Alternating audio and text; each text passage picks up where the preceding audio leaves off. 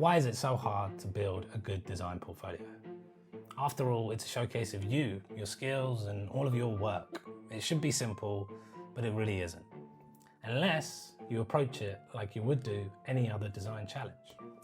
In today's video, we're going to go through 4 steps that I think will lead to planning a killer portfolio that will lead to getting more clients and booking more work.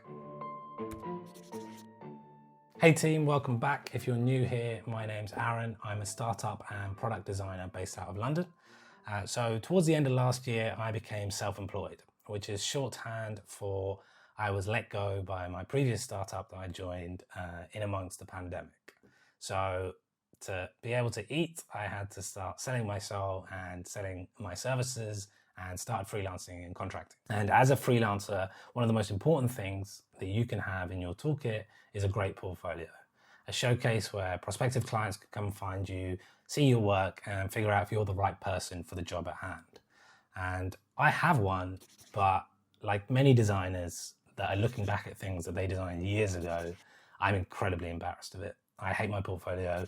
It's very old, the work in it is very outdated, and I think it does a really bad job at showcasing the kind of skills I have in the present day. So today, I'm going to kind of completely overhaul it. So step 1 of Project Portfolio 2.0 is planning it out.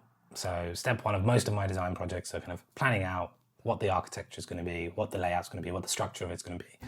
So I'm going to approach this in the same way, and I've got 4 steps in mind that will hopefully lead me to a portfolio plan that is well structured, that I'm happy with, so I can take it on to the next step, which is designing. So if you're thinking of redoing your portfolio, or in fact designing your first ever portfolio, hopefully you can use these 4 steps to plan out a killer portfolio that will help you get more clients. Okay, so we're just going to dive straight in. This is an online whiteboarding tool that I use as kind of workspace and to get my thoughts together. I've already done most of it, and we're going to go through the individual steps as I went through it. So a great place to start, and step 1 in this kind of 4-step process is what's the point? With most of the projects I start on, the first thing I do is define kind of what's the point and who are the people involved and what are their motivations. And a good way to do this is start with some user stories. The 2 users, the 2 stakeholders in this scenario are me, so as a Aaron, me, and as a prospective client. So as a Aaron, I want to showcase my work and skills so that I can book more work, so that I can afford to eat. Now we move on to the prospective client. So this is the audience to my portfolio. These are the people that are going to click through to the website and have a look. So as a prospective client, I want to see examples of Aaron's work, my work, so that I can understand his capabilities, to see if I can trust Aaron, because I don't want to waste time and money. That's my kind of personas, and that's what's the point of this whole project. So moving on, what's the product? So the product is essentially me, but I'm not really selling myself, I'm selling my services. So what do? These are the 4 buckets of work, and obviously my skills in each of these varies quite a lot.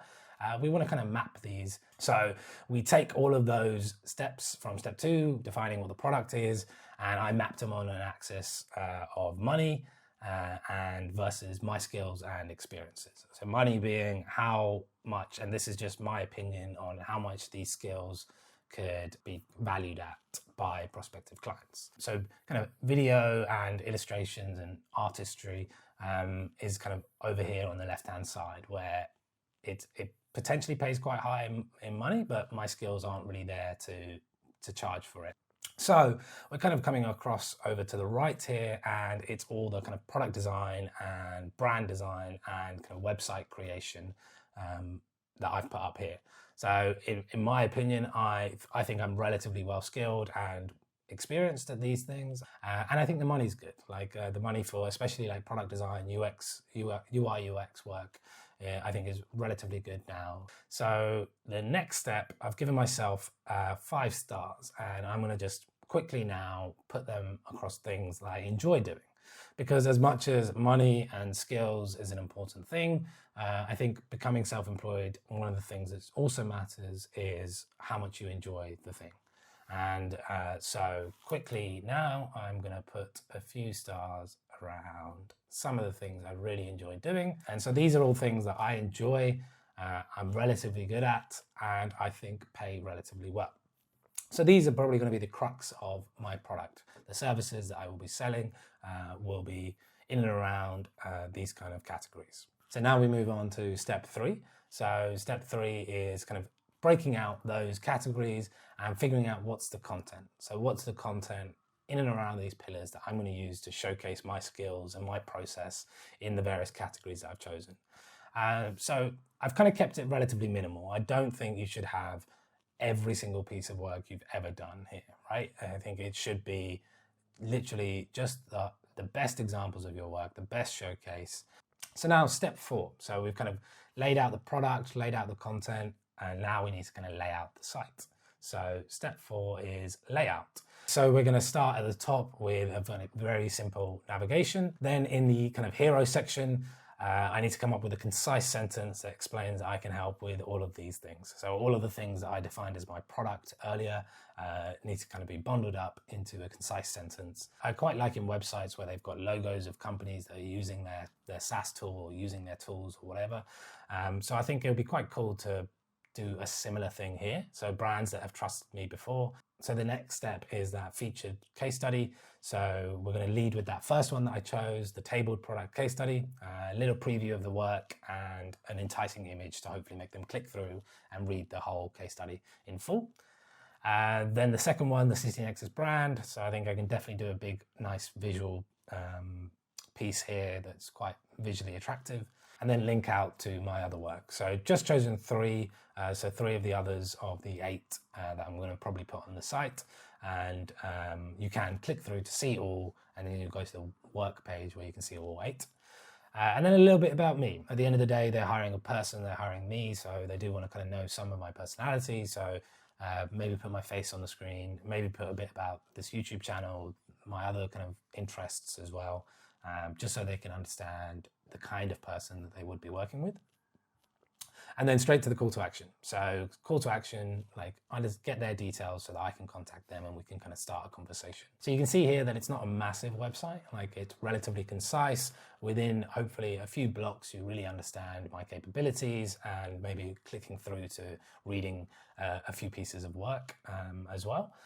So as good as this looks now, one important thing that I like to do after I've got to kind of the stage 4, the wireframing stage or the kind of planning to put it together stage, is come back to stage 1. So we're going to go back to the first slide, what's the point? So here was all the user stories that I put on, some about me, some about the prospective clients.